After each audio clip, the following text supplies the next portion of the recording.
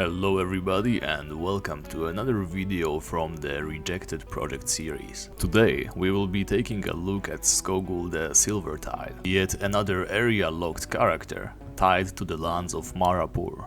Marur is an area released sometime in 2023 and was primarily designed for players of levels 300 and up. However, one of my friends on Discord discovered that it is actually possible to gain access to Marur basically as soon as you enter mainland.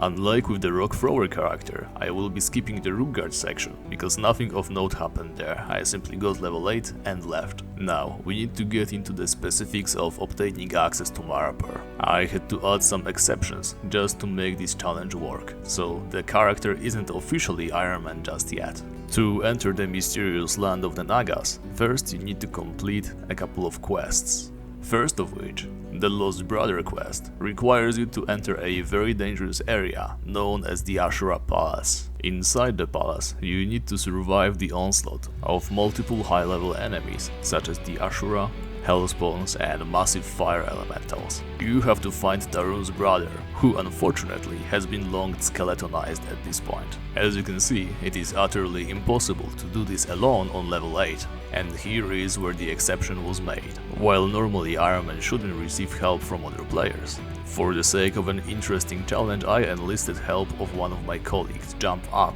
who was level 1000 and something. I also equipped myself with some protective gear, to be able to block a hit or two that might come my way. After finding the remains of Tarun's brother and reporting back to him, we need to make another quest. We need to venture back into the palace and kill 3 Ashuri bosses to receive Flamingo, Peacock and Swan feathers. Fortunately, it is not necessary to kill the bosses yourselves. You can simply buy the feathers, although untradeable, from someone who has already used them. I have secured these ahead of time, so we can get on to the next step. We have to search an ornate case to retrieve a parchment and then talk to a dwarf who is being held captive by the Ashuri. The final step is to assemble an Ashuri talisman. It is made of 3 pieces that can be found in different places on the map. There is one in Ankramun,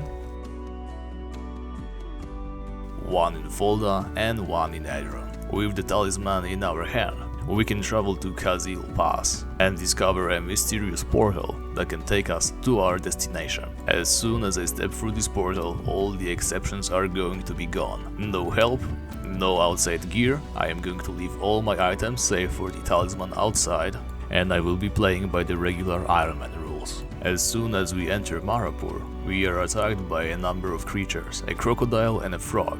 Being absolutely gearless, we need to run for our lives. Thankfully there is a safe area just outside. Now, you might want to ask yourself the question, what is there to do in Marur, especially when you're level 9? To be honest, I went into this challenge almost completely blind, so I was asking myself the same thing. Despite being a higher level area, we already confirmed the existence of creatures we could hunt. The crocodiles and frogs would pose no threat once we get our hands on some basic equipment. The first step was to explore our surroundings, chart the map, and make sure we do not miss anything that could be to our advantage. We quickly spot a number of curiosities. First of all, many of these houses contained food. Bananas, rolls, plums, all of these would come in handy to regen our HP while we are still too weak to battle. One of the houses to the south contains a daily spawn of life fluid, which would be our potion of choice for the time being. Quite nearby, you can also find a basket.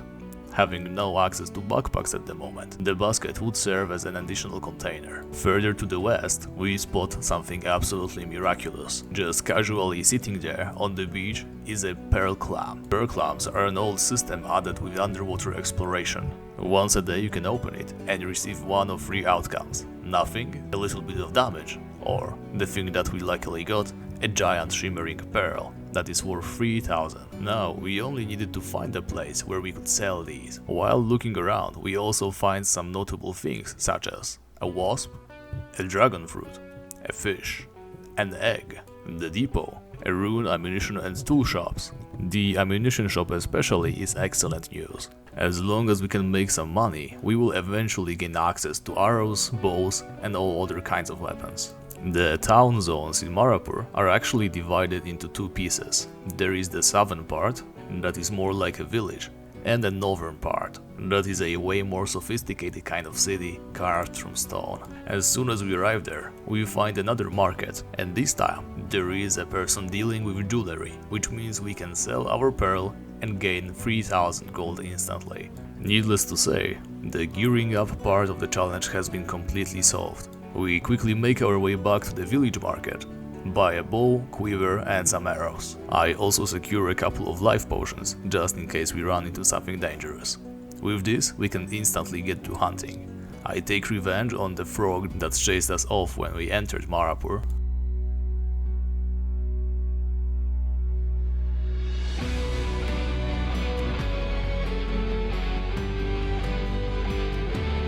Skewer a crocodile.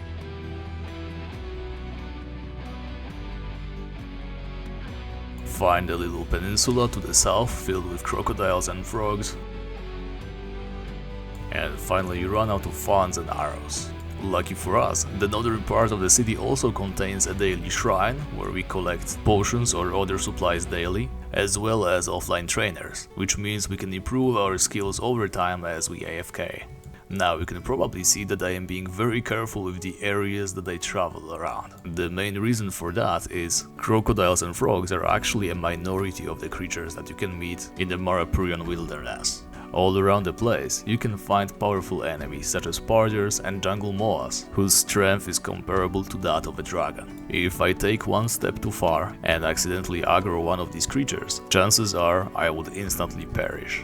Not only am I level 10, I also do not have any equipment on me other than the bow, so I need to be very careful. Despite all this, having spent around an hour killing some random crocodiles all over the place, seeing how my EXP per hour was absolutely abysmal, I decided to try something a little bit reckless. I found a very interesting structure. Ruins of a building with a very abusable set of stairs. Just north of these stairs, there is a single parter that can be easily lured. Even better, this parter's spawn is in the perfect range to trigger something I call the homing mechanics. I was never able to determine the exact rules behind this, but sometimes the enemy that has been lured too far will instantly make its way towards the place where it originally spawned if it loses sight of any targets. Usually it's almost impossible to make use of this, but this very situation was the perfect storm. I could lure the parter, shoot it from relative safety, and then retreat to the stairs and see the parter return to its original spawn. It was still incredibly risky. This thing can one-shot me if I ever get hit by any of its skills. But with the right timing, once I caught the rhythm, slowly whittling down its health, I was able to get the kill fucking stolen by one of my teammates, Centroglossa, with whom I was actively talking about what I was doing.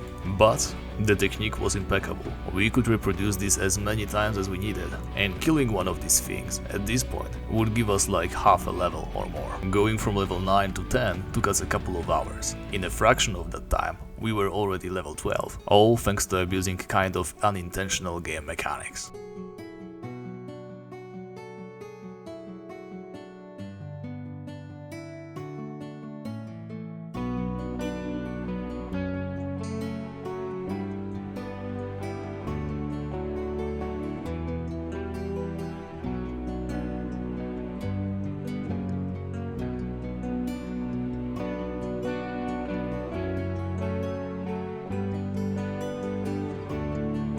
Next day, we make our way to open the clam, and this time we take a little bit of damage. I completely failed to account for the fact that this damage apparently does not scale. Squeezing our fingers and almost losing our life, we had to deal with limited funds for yet another day. We killed some more parters,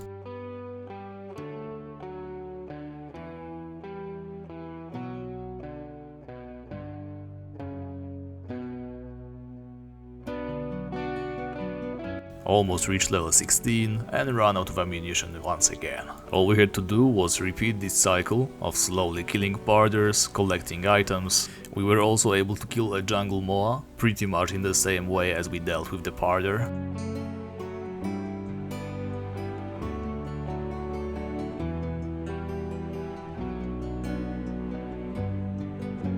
Incorporated poison fields to our technique to increase the damage over time, discovered yet another area where we could safely hunt the jungle moas a little bit further west.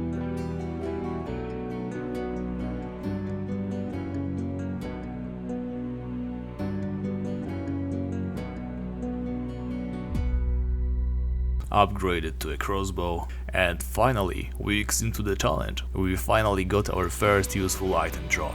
Do you know that silly little piece of armor that you can get on Rookguard as soon as you exit the temple? Sporting a whopping 2 armor points, we got our hands on a double. And this is the horrifying thing about this entire challenge. This double is as far as our gear upgrades will go.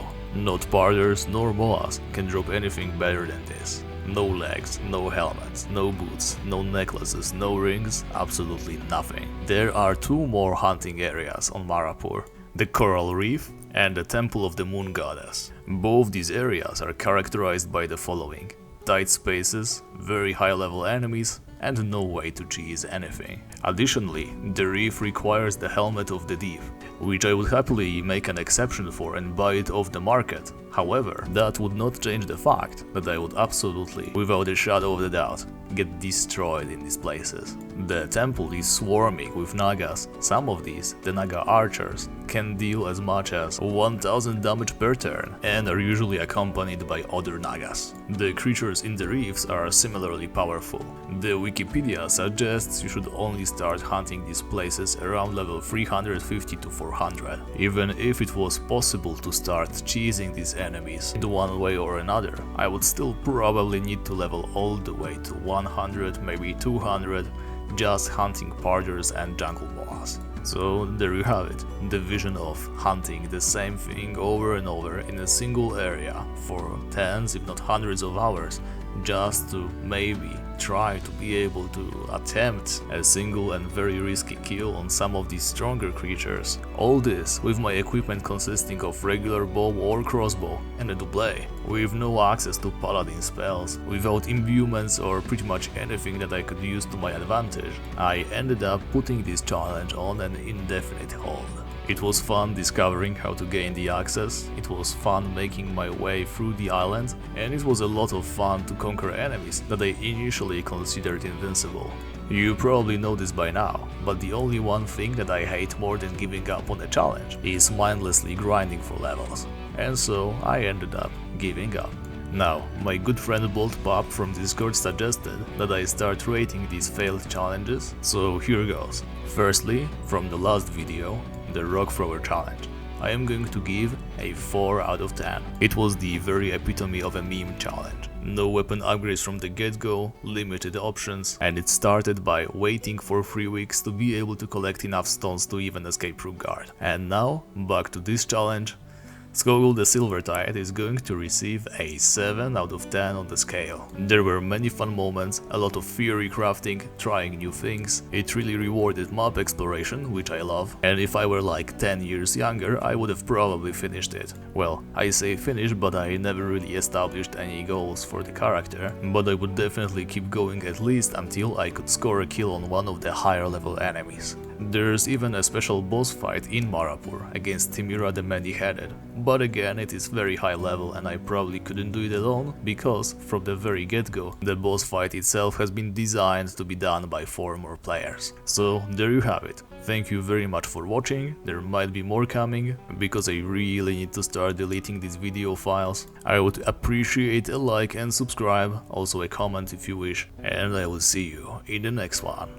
Bye bye.